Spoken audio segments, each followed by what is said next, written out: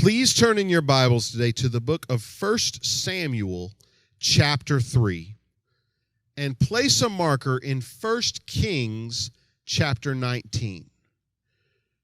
1 Samuel, chapter 3, and 1 Kings, chapter 19. Today when I read, I'm going to be reading from the New International Version, and the title of today's message is Recognizing the Voice of God, Part 1. You know, over the past 3 weekends, we've been looking at a passage from Proverbs chapter 3 that tells us how we can have the Lord be the director of our lives. How we can have Him calling the shots instead of us trying to do so on our own. That passage encouraged us to trust in the Lord with all our heart, to have faith in Him, to believe in Him, to believe that He not only wants the best for us, but He also knows what's best for us, and that He can help us in our times of need. It also told us to lean on God's wisdom and guidance rather than our own limited understanding.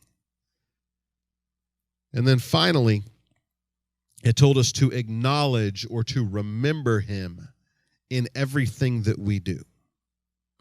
And we talked about how having God direct our steps is so much better than what the Israelites had in the desert when the Lord sent a pillar of fire and smoke to lead them through the desert. You remember we talked about how it's better because it's much more personal.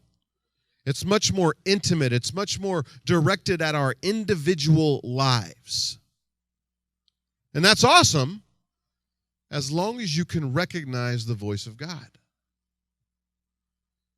Unfortunately, that's not always the easiest thing to do, is it? Sometimes it's difficult to recognize the voice of God and to separate it from all of the noise and all of the busyness and all of the stress and all of the concerns that we have in our lives. Now, the first issue, I think, is that the Lord doesn't usually use an audible voice to speak to His people, does He?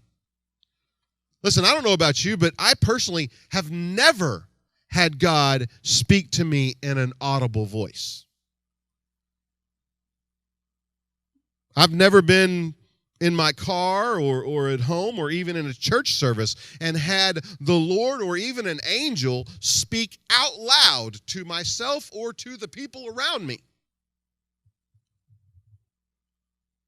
To be honest, I really don't think that I want that to happen. You know, nearly every time that a human has an interaction like that in the Word of God, the first thing that the Lord or the angel says is what? Don't be afraid. Fear not. They have to spend the first few seconds or minutes trying to calm the people down because that's probably a very frightening experience. I know it would be for me. But I think I can say safely that for the most part, God doesn't use an audible voice to speak to His people in the 21st century. Now, you may be here today and you may raise your hand and say, nope, he talks to me out loud. And if that's the case, then I think we need to have you seen by someone. But that's not the only reason that it's difficult sometimes to recognize His voice. In fact, there's a story in 1 Samuel chapter 3 where the Lord did just that.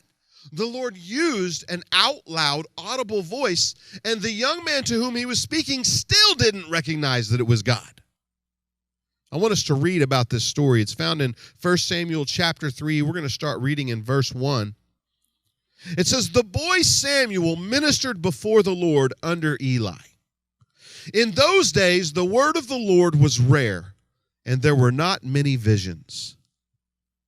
One night, Eli, whose eyes were becoming so weak that he could barely see, was lying down in his usual place. The lamp of God had not yet gone out, and Samuel was lying down in the house of the Lord where the ark of God was. Then the Lord called Samuel. Samuel answered, 'Here I am.' And he ran to Eli and said, 'Here I am, you called me.' But Eli said, 'I did not call. Go back and lie down.' So he went and lay down." Verse 6, again the Lord called, "Samuel!" Samuel got up and went to Eli and said, "Here I am, you called me." "My son," Eli said, "I did not call. Go back and lie down." Now Samuel did not yet know the Lord. The word of the Lord had not yet been revealed to him. A third time the Lord called, "Samuel." And Samuel got up and went to Eli and said, "Here I am, you called me." Then Eli realized that the Lord was calling the boy. So Eli told Samuel, "Go and lie down, and if he calls you, say, 'Speak, Lord, for your servant is listening.'" So Samuel went and lay down in his place. The Lord came and stood there, calling as the other times, "Samuel, Samuel." Then Samuel said, "Speak, for your servant is listening." What a night for Samuel. Church, one thing we can say for sure is Samuel was a brave little dude, wasn't he? I mean, to start off with, he's lying in a dark sanctuary. Raise your hand if you've ever been in a dark sanctuary. Let me tell you something, that's a scary place to be. I still remember as a kid being at that little church building on Honeysuckle and McClure in Lowell. My grandfather was the pastor there, and I would often ride with him to church, and would be the last ones to leave the church after everybody else was gone, and he would have me go to the back of the sanctuary where the light switches were to turn off the lights, and then I had to come through the dark sanctuary to get to the fellowship hall where we would exit the building. Church, I want to tell you, I'm not a runner, but I never ran so fast in my life as I did trying to get through that dark sanctuary. That is a scary, scary place. I don't know what it is. I mean, other dark rooms, I could sit in this theater with all the lights out and I'd be fine. But you put me in a sanctuary in the dark, and it is one scary place to be. I don't get it. But Samuel was just lying there next to the ark of God. He's lying there. Apparently, that's where he's going to sleep. And then he hears a voice calling his name. Well, he assumes that it's Eli, the prophet, right? So he jumps up and he runs to Eli and he says, here I am, you called me. Eli says, "Listen, son, I didn't call you. Go back and lay down." Church, I'm going to tell you something right now. If that had been me, I would not be going back and lying down. I mean, a dark sanctuary was bad enough, and now you're adding voices from nowhere. I'm not going to do, I'm all for respecting your elders. Ivan can tell you that. I treat him with so much respect. I'm all for respecting your elders, but I tell you what, I'd say, listen, old man, you go back and lay down. I ain't going in there again. But Samuel went back and he laid down. And again, he heard the voice call to him. So again, he ran to Eli. "Yes, sir.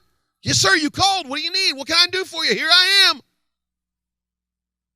This happened 3 times before Eli realized, you know what, it's probably the Lord calling the boy. So he tells him, "Listen, go back, lay down again, and if you hear that voice, say, 'Speak, Lord, for your servant is listening.'"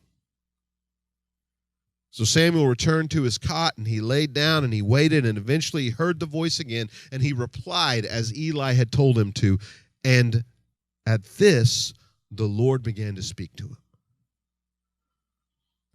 This started a relationship between Samuel and God that went on for many, many years, with Samuel's steps being directed by the Lord.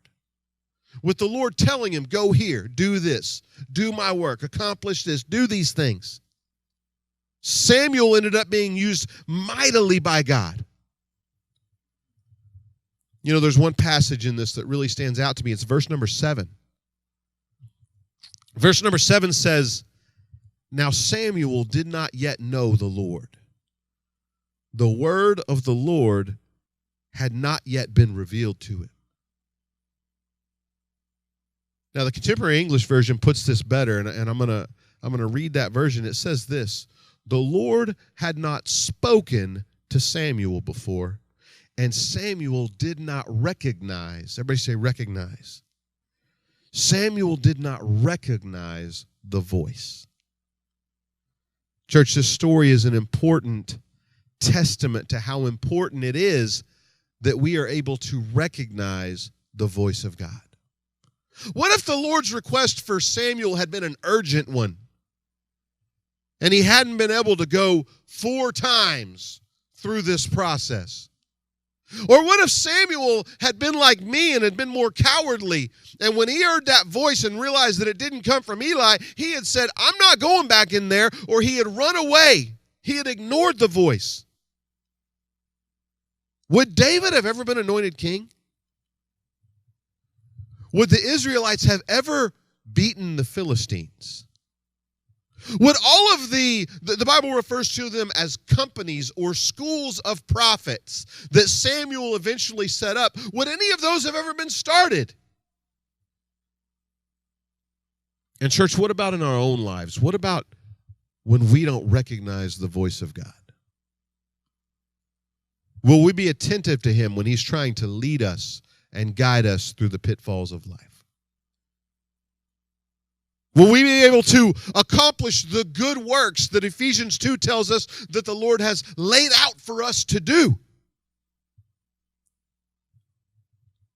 It's vital that we are able to recognize the voice of God. So today and then again next week, I want us to try and seek guidance into just how we can do that.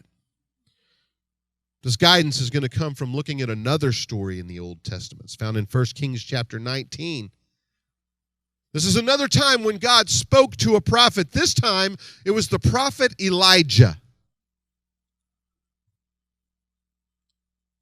In 1 Kings 19, verses 9 through 13, the Lord speaks to him. Now, to briefly set the scene for you, I want you to know that in 1 Kings 19, Elijah found himself during a time of great trial and great turmoil. Life wasn't really good for Elijah. It's funny because just one chapter earlier in chapter 18, Elijah had challenged the false prophets of Baal. He had been on Mount Carmel and he had challenged them and he said, listen, let's have a contest. Let's set up a couple of altars and let's put offerings on the altars, and then you call out to your gods and see if they come and take your altar, and I'll call out to the real God and let him come get an offering. So they set this up, and the prophets of Baal, they set up their offering, and they danced around it, and the Bible says they began to cut themselves with knives and swords, which was how they would worship Baal, this false god. And they did it over and over and over, and nothing ever happened. The offering just sat there on the altar. The Bible even says that Elijah began to make fun of them. He began to say, maybe you should cry louder. Maybe you should scream louder. Maybe you should cut yourself a little more. He said, maybe your God's away using the bathroom. And then Elijah says, you know what, I'm feeling pretty bold right now. So he says, go get some water. He says, dig a trench around the altar. And he said, pour that water all over the altar until it flows down so much that the trench is full. So they did. They soaked the offering, and then they soaked the trench in the ground all around it. And then Elijah prayed and said, Lord, show them that you're God. And guess what happened? Fire came down from heaven and consumed the offering. And then Elijah said, catch those suckers. And they caught every one of the false prophets and killed every last one of them. That's what happens in chapter 18. But in spite of that, here we find ourselves in chapter 19, and Elijah's on the run.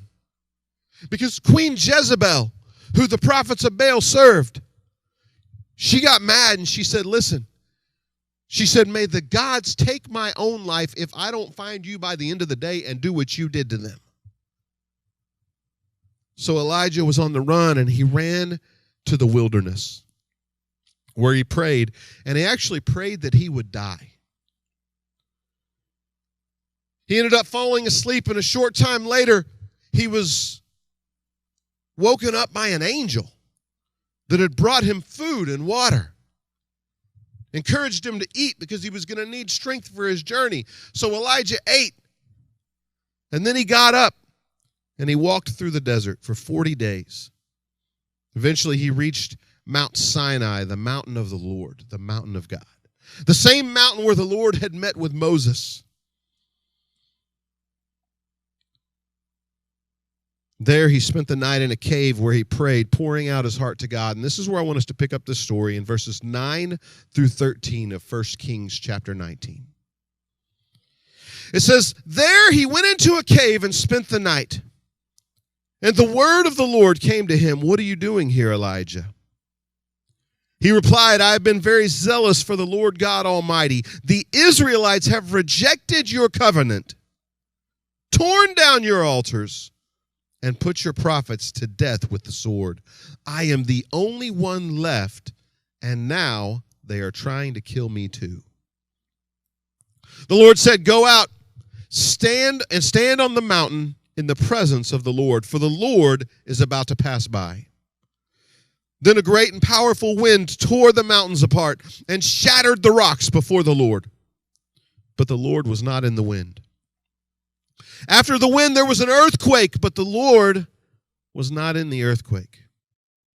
After the earthquake came a fire, but the Lord was not in the fire. And after the fire came a gentle whisper. When Elijah heard it, he pulled his cloak over his face, and he went out and stood at the mouth of the cave. Then a voice said to him, what are you doing here, Elijah? Church, probably as much as anyone in the history of the world, Elijah needed to hear the Lord's voice. He needed guidance. He needed direction. He was broken down. He was discouraged, and he was afraid. He was fleeing for his life, and he needed someone to fix the state of affairs. He seeks the Lord, and then he witnesses a powerful display. He sees a great storm in which mountains are torn apart and rocks are shattered. He experiences an earthquake, and then he sees fire, or what some scholars believe was fierce lightning filling the sky. And after all of this, he finally hears a gentle whisper, the voice of the Lord. I read this story earlier this month, and 3 things stood out to me about Elijah's ability to hear the voice of God. Over the next few weeks, we're going to talk about these 3 things. Today, we're only going to talk about the first one, but it's a good one. The first thing that I noticed was that in order to hear the voice of God, Elijah had to be prepared. He had to be ready. Now, Elijah's prayer in this passage is a pretty serious one, isn't it? He pours out his heart to God. He pleads his case. The first thing he says is, God, I've always been zealous for you. I've always done your work. I've always served you. I've always tried to follow you. I've done miracles for you. I mean, just think about what he just did in chapter 18. He said, Lord, I've always been zealous for you. Second, he tells the Lord, the Israelites have rejected your covenant. They've stopped serving you. Your people are running away from you. They tore down all of your altars.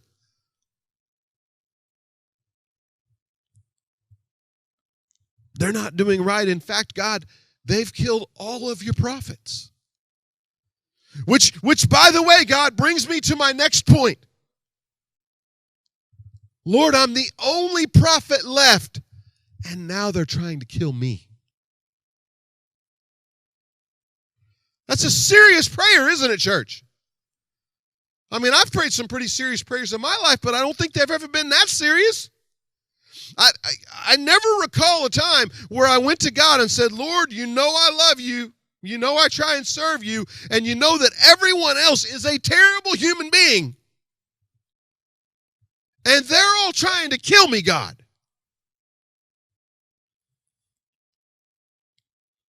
That's a serious prayer.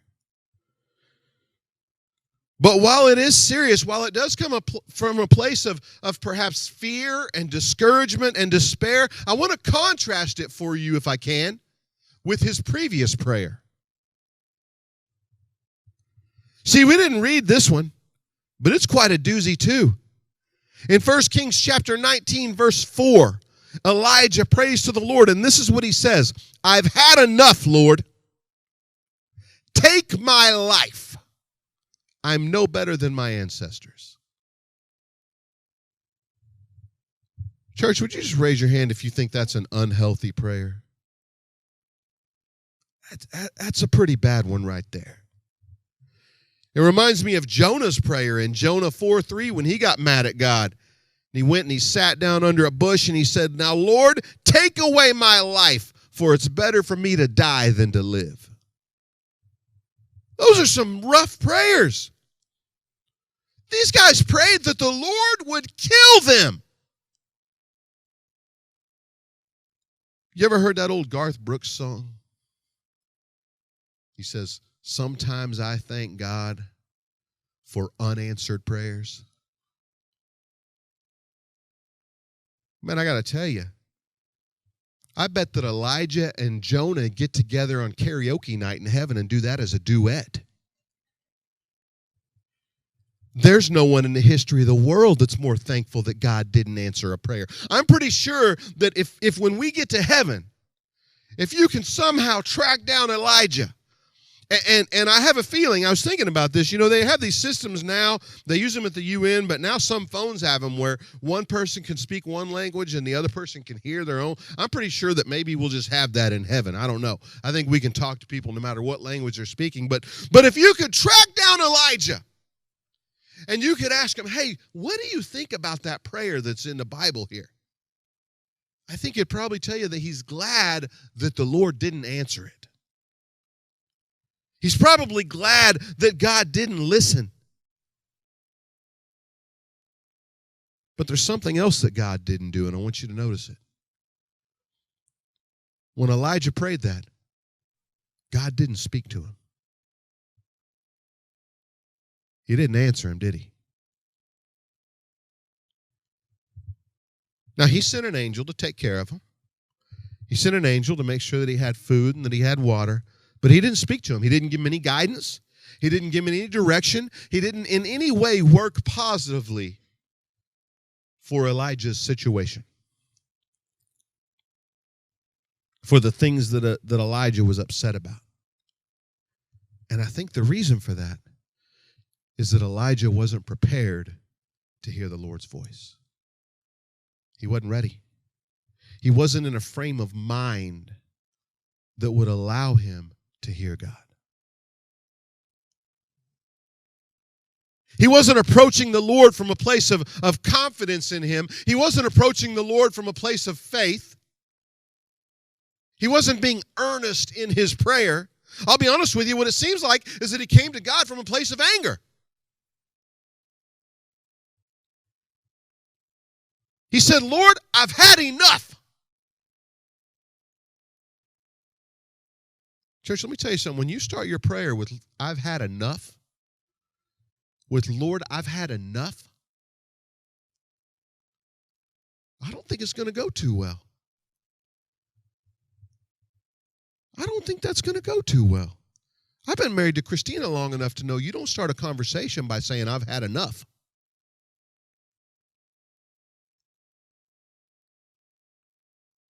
I don't think, in fact, I know that's not what the Bible means when it tells us in Hebrews that we're supposed to come boldly to the throne of God. That's not what it means, church. If you're going to hear the voice of God, you've got to be prepared. You have to have a heart and a mind that are in alignment with Him. You have to have a heart and mind that are seeking the Lord. You have to approach Him in love and humility, seeking His guidance. The book of Hebrews tells us that we need to approach God with reverence and awe, because God is a consuming fire. That's a serious statement, church.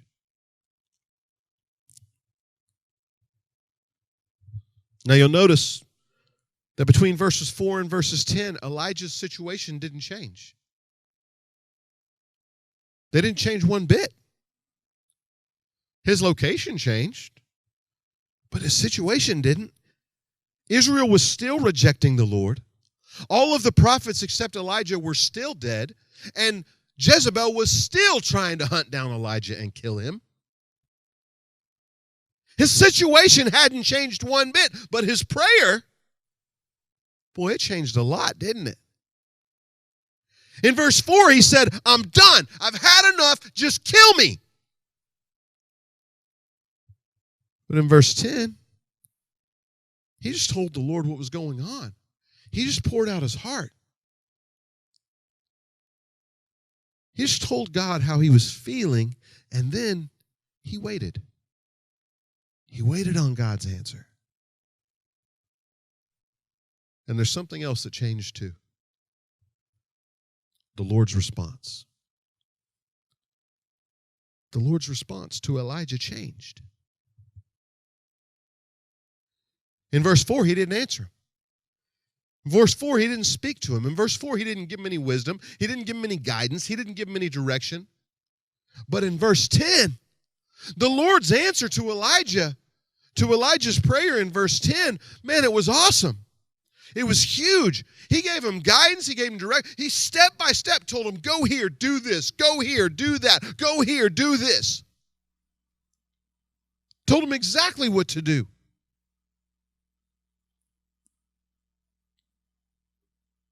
Church, I think that sometimes the reason we don't hear the voice of God is because we're not prepared to hear it.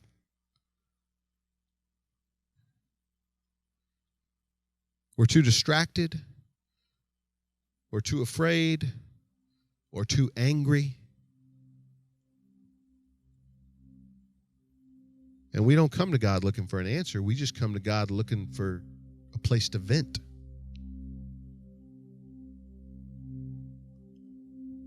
Our hearts and our minds aren't ready to listen to him. Now, that can be due to a lot of different things. Today, I wonder if there's anyone here. I guess if you would, bow your head and close your eyes.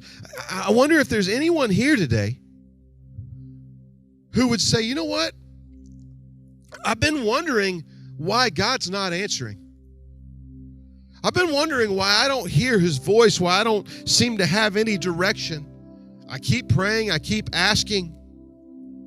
But if you're really honest and you really evaluate it,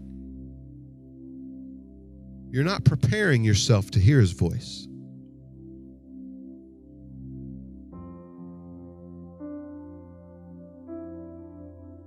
You're not ready to hear his voice.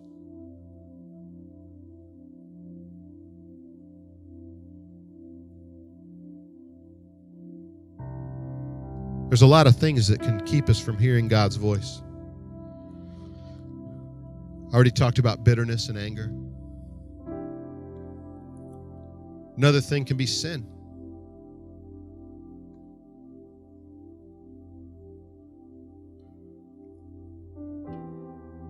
We talked previously about pride.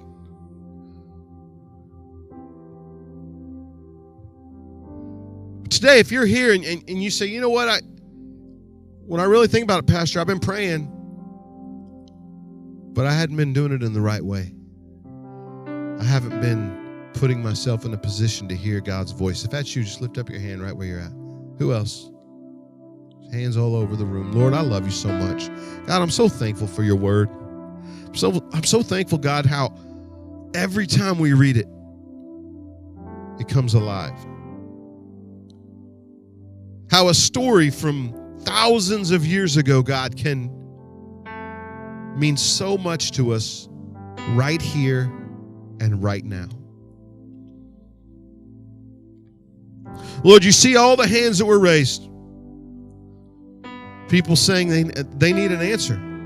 They need to hear your voice. They need your guidance. They need your direction. They need your wisdom, God. And they've been asking, but they haven't been asking from the right place. Their hearts and their minds, they're not prepared to hear from you.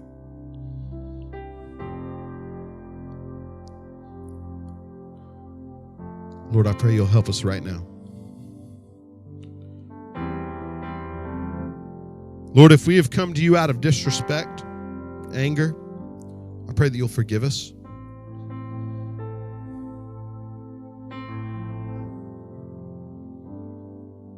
Lord, if sin is what's separating us from you, I pray that you will forgive us and set us free.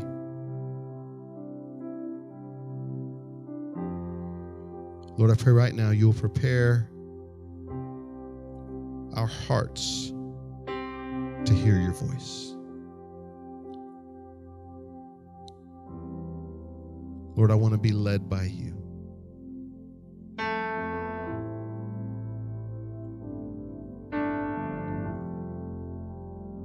I want to be led by you. Worship you, Jesus.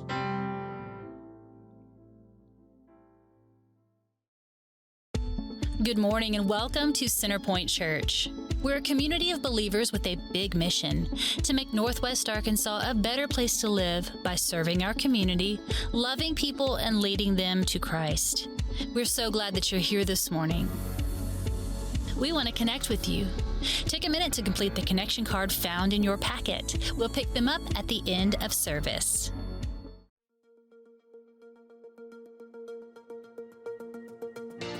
Here's a look at some of our coming events.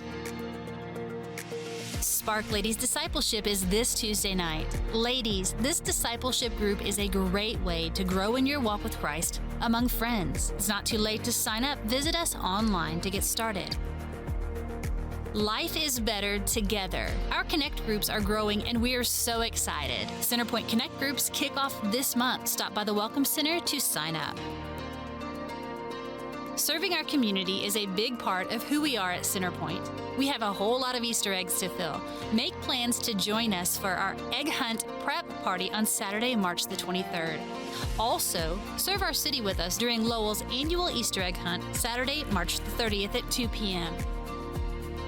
Easter Sunday is March 31st. Easter is a great opportunity to invite anyone and everyone to come to church with you. Invite someone to spend Easter Sunday at Centerpoint. That's it for this week. Like us on Facebook and Instagram or visit us at centerpointnwa.com for more information about these and other events.